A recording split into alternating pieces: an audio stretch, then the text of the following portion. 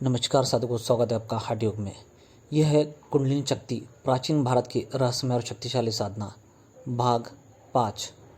तो चलिए शुरू करते हैं।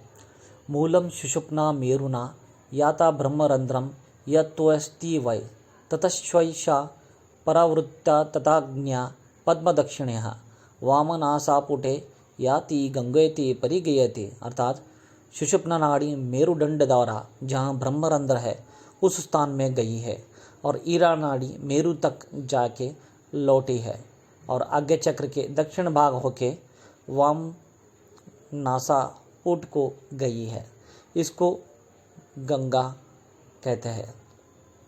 देखिए यहाँ पर ईड़ा पिंगला सुषुप्ना कहाँ से कहाँ तक गई है और किसे गंगा यमुना यमुनोत्री त्रिलोक्य संपन्न ये बताया गया है। मूलम ब्रह्मरेन्द्र यत्पद्य शस्त्र व्यवस्थितं तत्र कंदे ही या योनिस्तत्या चंद्रो व्यवस्थितः त्रिकोणाकार ततस्त्या सुदाक्षरिति संततम ईडायामृतं तत्र समं सवति चंद्रमाः। अमृतं वहति धारारूप निरंतरं वामनासापूटम याति गंगे तो अक्ता ही योगिभी। अर्थात यहाँ पर बताया गया है विस्तार से कि सुषुप्ना ईड़ा पिंगला के क्या मायने हैं इस प्राण योग में, इस हठ योग में। तो यहाँ पर और विस्तार से बताया गया है कि ब्रह्मरंध्र में जो सहस्त्र दल कमल है उस पद्म के कंद में योनि है, उस योनि में चंद्रमा विराजमान है। और यहाँ पर आगे बताया गया है वही त्रिकोणाकार योनि से चंद्र विगलित अमृत सर्वदा है, यानी कि बहता है। सो अमृत चंद्रमा से ईड़ा नाड़ी द्वारा समभाव से निरंतर धारा रूप गमन करता है और उस ईड़ा नाड़ी की गति वाम नासापुट में है। उस हेतु से योगी लोग इस नाड़ी को गंगा कहते हैं। तो देखिए वाम को गंगा क्यों कहते हैं, यहाँ पर विस्तार से बताया गया है। बहुत ही सूक्ष्म रहस्य है, ध्यान से सुनिए और समझिए। मूलम आज्ञा पंकज दक्षा मनसपूटम ततः दग्धवेहति तत्रेडा गंगेति समुदाहता। वहाँ ईड़ा नाड़ी आज्ञा के दक्षिण भाग से वामना से पड़ा गमन करती है। इसी को उद्गवाहिनी गंगा कहते हैं। मूलम ततो द्वयेहि मध्य तु वाराणसी विचिन्तयेत तदाकारा पिंगलापि तदज्ञा कमलोत्तरे दक्षिणनासापुटे याति प्रोक्तस्मा भीरसिति वय।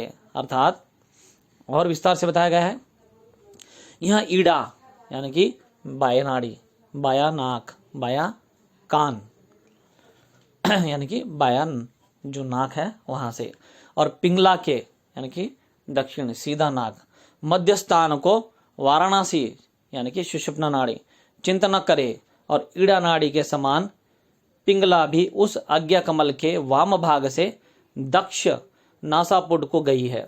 इस हेतु से हे देवी इसे पिंगला को हमने असी कहा है। यहाँ पर महादेव कह रहे हैं पार्वती देवी से कि ईड़ा पिंगला सुषुप्ना क्या है, क्यों ऐसा बताया गया है। यमुनोत्री गमनोत्री त्रिवेणी संगम।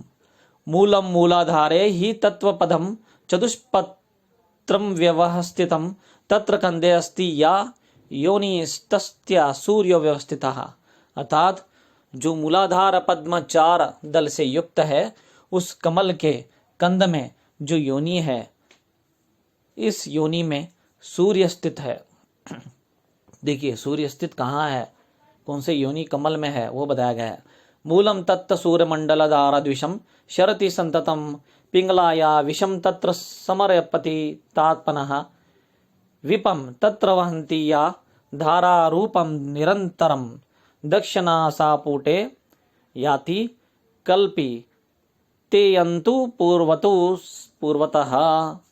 यानी कि अर्थात वही सूर्यमंडल से निरंतर विष सहस्त्रता है यानी कि बहता है और पिंगला द्वारा गमन करता है और वहाँ विष सर्वदा धारा रूप पिंगला नाड़ी से प्रभावित रहता है और यहाँ पिंगला नाड़ी दक्षिण नासापुट में गई है। यहाँ पर आगे बताया गया है मूलम आज्ञा पंकज जवामास्य दक्षिणा पूसापुटम गतः उद्गवः पिंगलादि पुरासिति प्रकीर्तितः।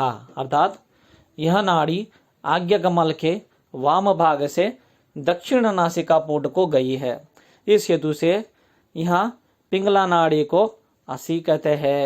यहाँ पर देखिए बताया गया है कि कहाँ से कहाँ पर यह नाड़ियाँ गई है और उनका नाम ऐसा क्यों दिया गया है योग में, हठ योग में, प्राचीन योग में, इस कुंडलिनी योग में। तो आगे बताया गया है मूलम आज्ञा पद्ममिदं प्रोक्तम यत्र देवो महेश्वरा पीठत्रयम् ततश्चोर्य निरुत्तम योग चिंतकय तदि दुनाद शक्य खम बाल पद्मे व्यवस्थितम। अर्थात इस स्थान में महेश्वर देवता है, इसको आज्ञा पद्म कहते हैं और योग चिंतक लोग कहते हैं कि इस पद्म के ऊपर पीठ त्रय की स्थिति है। अर्थात नाद, बिंदु, शक्ति, यह तीनों इस भाल पद्म में विराजमान है। तो देखिए कितना रहस्यमय है ये ज्ञान है, कुंडलिनी ज्ञान, कुंडलिनी शक्ति। इसके बिना कुंडलिनी जागृत हम कर ही नहीं सकते। यहाँ पर बताया गया है कि नाद, बिंदु, शक्ति, यह तीनों इस भाल पद्म में विराजमान है। मूलम यह करोति सदा ध्यान मज्ञा पद्मस्य। अर्थात यहाँ पर गोपितम पूर्व जन्म कृतम कर्म विनश्येद विरोधतः। अर्थात जो पुरुष सर्वदा गोपित करके इस आज्ञा कमल का ध्यान करते हैं उनका पूर्व जन्मकृत कर्मफल सकल निर्विघ्न नाश हो जाता है। देखिए आज्ञा कमल, आज्ञा चक्र का ध्यान करने से उस योगी का पूर्व जन्म के जितने भी पाप थे सब निर्मूल नाश हो जाते हैं। मूलम इहम स्थितः सदा योगी ध्यानम कुर्यान्तिरन तदा करोति प्रतिमाम प्रति जाप मनार्तवः।